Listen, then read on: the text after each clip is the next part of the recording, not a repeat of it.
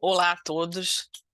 O título do nosso trabalho que vamos apresentar hoje se chama Tu, yo, qualquiera pudera tener visiones, que é uma prática pedagógica através do uso do rap nas aulas de português para estrangeiros hispano-falantes da Biblioteca de Miami.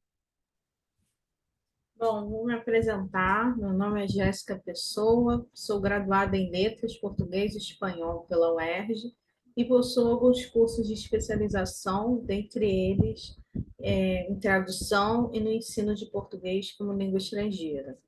Iniciei na área desde 2000, estou na área desde 2018 e sou atual, assim como a minha colega Isabela, atual mestranda do programa de Neolatinas da UFRJ, linha de Línguas e Culturas em Contato.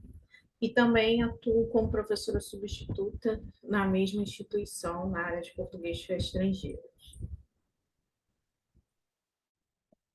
Eu me chamo Isabela, atuo, como a Jéssica já falou, no mesmo programa, sou mestranda no programa de Neolatinas. Eu trabalho como professora de português no estado do Rio de Janeiro, em escola pública. Também sou professora, além de ser professora do ensino de língua materna, também atuo como professora do ensino de português, né, como língua estrangeira, e me especializei na mesma instituição, na FRJ. E, paralelamente, eu dou aula em online, né, no curso da Biblioteca de Miami, o qual vamos apresentar nosso trabalho hoje sobre esse contexto. Aqui eu vou mostrar para vocês, né, apresentar um pouco sobre o nosso trabalho. Na Biblioteca de Miami, eles oferecem um curso para a comunidade totalmente grátis, sem custo, para os residentes dessa área. É um curso que se chama Adult Learning, porque eles aceitam somente pessoas acima de 18 anos, e esse público, na sua grande maioria, são hispanos falantes, mas, claro, como está localizado nesse país, nos Estados Unidos, tem americanos, tem pessoas falantes de outros idiomas também, mas majoritariamente falantes de espanhol. Uhum.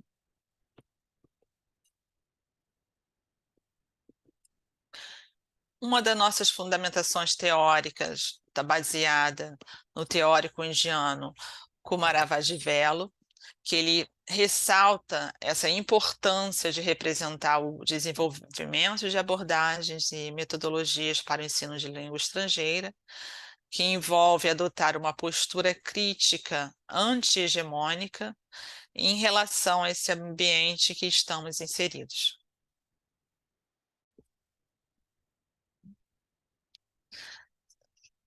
Também temos outras teorias, outras fundamentações, baseadas tanto em Minolo como Maldonato Torre e Quijano, que seriam, né, as voltadas para o ensino decolonial, questionando a predominância do eurocentrismo nos currículos educacionais, que tentam privilegiar a perspectiva europeia em detrimento de outras culturas e visões do mundo.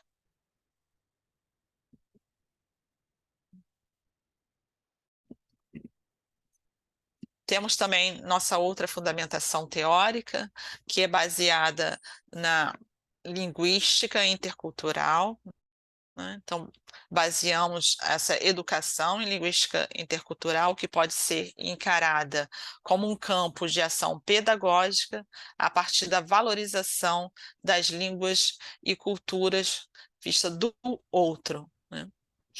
Uhum. Muito bem. E outra fundamentação teórica seria do letramento litero-musical, já que estamos lidando com canções, como podemos lidar com canções no ensino de línguas estrangeiras? O letramento litero-musical permite, né, que tomar conjunto de conhecimentos, habilidades e competências de discursos em torno da letra de uma canção, não somente de maneira linguística, mas também poética, literária, a partir de materiais, expressões, sua estrutura, e que é um processo totalmente indissociável às práticas sociais. Bom, antes de passarmos para a unidade didática, vale ressaltar que preferimos o termo unidade didática, proposta pela professora Martos, da Universidade de Sergipe, porque ela se difere da sequência didática por ser um termo mais amplo e mais flexível a partir das suas atividades. Vamos iniciar agora a explicação de como nós fizemos essa aula voltada para o rap, tanto latino-americano como brasileiro, nessa turma. Nesse caso, quando a gente deu essa aula, a turma era predominantemente de hispano-falantes. Bom, primeiro, né, Isabela, começamos a perguntar o que eles sabiam sobre o rap, né, o movimento rap, de onde isso havia surgido, o que significava, quais são os seus significados, se eles tinham algum um rap preferido. Vale ressaltar que, nesse momento, muitos falaram de nomes até dos Estados Unidos mesmo, não esqueceram um pouco dos nomes dos seus próprios países. E a contextualização um pouco histórica, né? Que surgiu na Jamaica, depois com os imigrantes jamaicanos, quando foram para os Estados Unidos na década de 70, e que o rap buscou uma nova sonoridade, principalmente por causa das origens negras e também latina, né? Vale ressaltar isso. Bom, temos aí alguns outros cenários, o break, que é a dança, o grafite.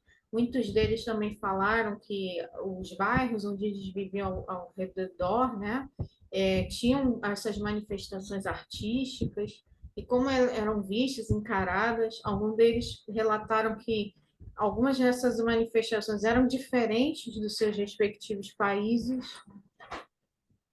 E o rap ele ganhou força, né, na década de 80, com o surgimento aí também dos DJs e como a gente conhece aqui no Brasil com os MCs, né? Então, não só hoje como rap, né, mas também com funk.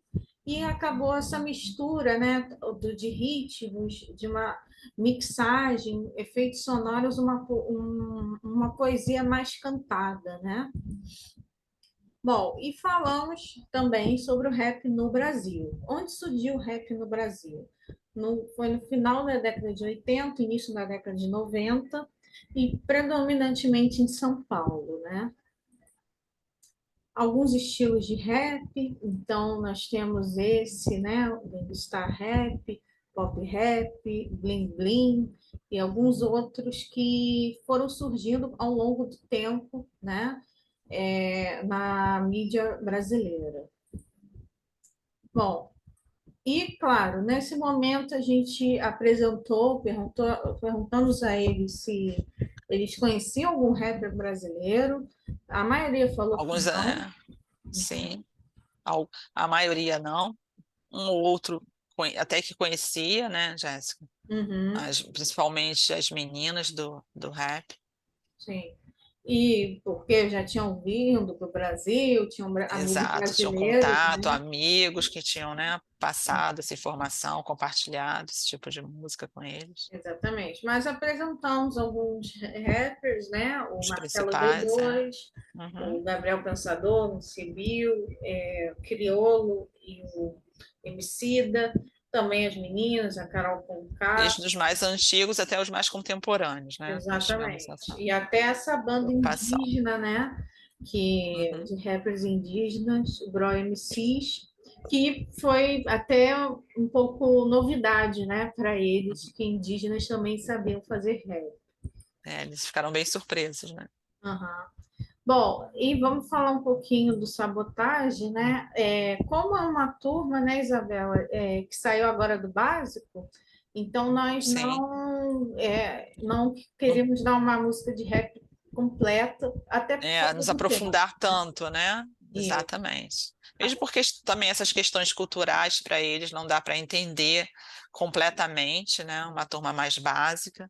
Então a isso. gente tentou fazer um recorte dessa música e trabalhar realmente as partes, né? Exatamente. Então, a nossa estratégia foi trazer algumas partes de algumas canções de rappers, né? E aí Uhum. trouxemos essa do Canão Foi Tão Bom, do Sabotagem, falamos da história dele, né? Que infelizmente ele faleceu. Muitos deles também mencionaram que, infelizmente, acaba que é um histórico repetitivo, né? No mundo do rapper, né? Os rappers já Sim, passam por citaram isso. também outros, né? Vamos ver Exatamente. depois. Uhum. E Trabalhamos expressões, né, Jéssica, como o Zé Povinho também. exatamente. O Brooklyn, né, Isabela? O que que seria o Brooklyn, né? Uhum. Exatamente, né? Essa área de Nova York, uma área muito artística. Eles mesmos mencionaram sobre isso, explicaram uns para os outros, e que era uma área que tinha esse público com muita arte, com muita música, e daí eles também se identificaram, né, com a localidade. Exatamente. E por que que ele menciona o Brooklyn? Porque ele compara com São Paulo, né? E Uhum, passamos o clipe, mas nos dedicamos mais a essa parte, né? E quem exato. seria o eu lírico dessa canção, né? O que que ele fala e a representação religiosa aí também. Então, tema bem recorrente, né, no rapper, principalmente brasileiro. Que eles Bom, identificaram, né, gente? exatamente. Bom, se falamos de rap, não podemos deixar de mencionar os Racionais MC, e que é né, um dos principais expoentes de rappers. Nesse momento, Representantes, né? representantes, nós apresentamos a eles uma parte do clipe Vida Louca, que fala, né, o que ele fala na prisão, como eles se representam também em São Paulo, né? E uma pequena parte de Exato. uma entrevista do Mano Brown, falando como é a violência na sociedade brasileira. Foi Uhum. bem curioso porque eles também puderam fazer esse trabalho intercultural de relacionar como era a violência nos seus respectivos países, né? E alguns migraram, né, para os Estados Unidos também devido à violência, e isso também foi relatado. Exatamente. Bom, então comentamos sobre também sugerimos, né, esses podcasts do Mano a Mano, do que o Mano Mal fala, claro, para eles ouvirem, né, ao longo do tempo, quando eles é uma maneira também de adquirir vocabulário, né? E passando esse momento de muita conversa, muita conversação e tal, nós voltamos para a América Latina. Nesse caso, apresentamos nesse site, né, da Rolling Stone em espanhol, quais seriam os principais rappers, né, da América Latina em falantes, né, de espanhol, que falavam espanhol. Muitos deles, tínhamos muitos venezuelanos, né, Isabela, na turma, Sim, bastante.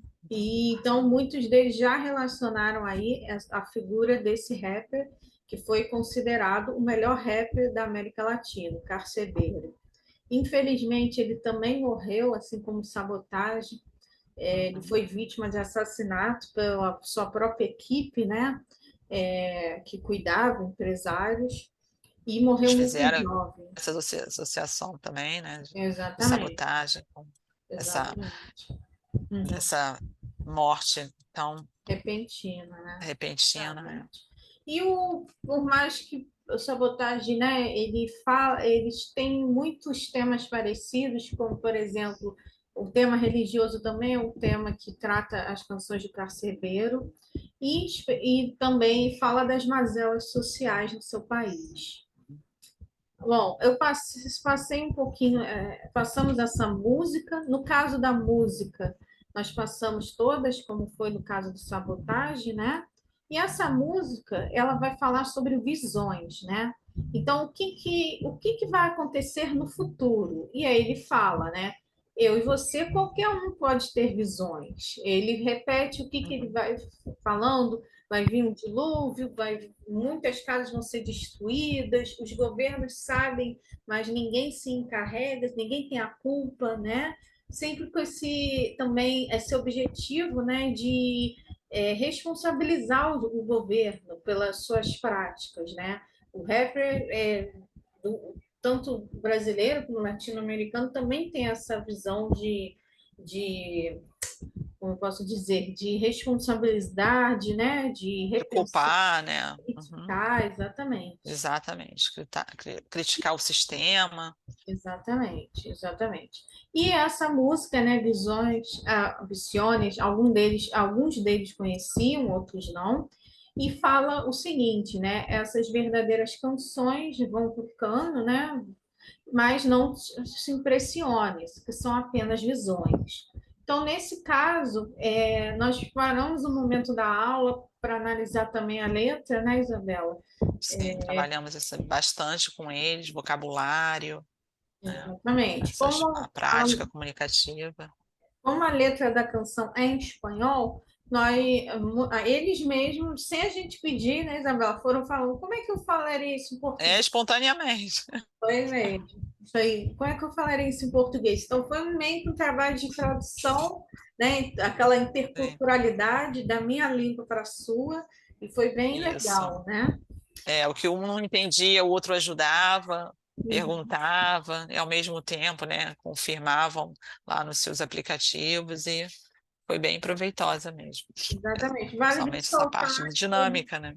Exatamente. Vale ressaltar que essa aula nós demos em um dia inteiro de aula, que são 2 horas, né, Isabela, mais ou menos. Sim, sim. E Foi que, só 2 horas de aula. que foi, na verdade, uma última aula do semestre passado. Então, já Uhum, que nós já tínhamos visto o futuro, né, o uhum. futuro próximo, né, a partícula e, né, com o Futuro com valor verbo ir, né? Futuro do exatamente. presente também. Então, como bloco final, nós fizemos a seguinte proposta para eles: como vocês fariam a própria visão de vocês para o futuro? E através desse site. Esse é o site Future.me, que é um site que nós enviamos uma carta para você mesmo. Envia uma carta para você mesmo, né, Isabel? Então, Uhum, nesse momento, exatamente. nós ajudamos eles a escreverem uma carta para o seu próprio futuro. E a gente já aproveitou que estava aquele clima de festividade, final de ano, né? Que eles têm muito esse hábito de fazer a lista de desejos para o ano seguinte. E já pegamos esse gancho e trabalhamos esse conteúdo também.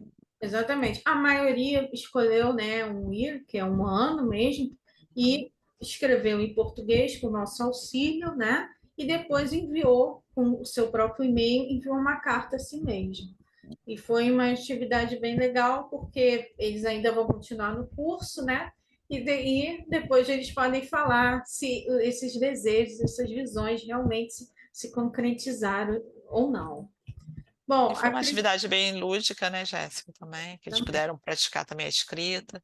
Foi bem interessante, os dois lados, né, Exatamente. professor e aluno. Praticaram a oralidade, praticaram também Sim, a compreensão através das canções, vocabulário e, por último, a escrita, né?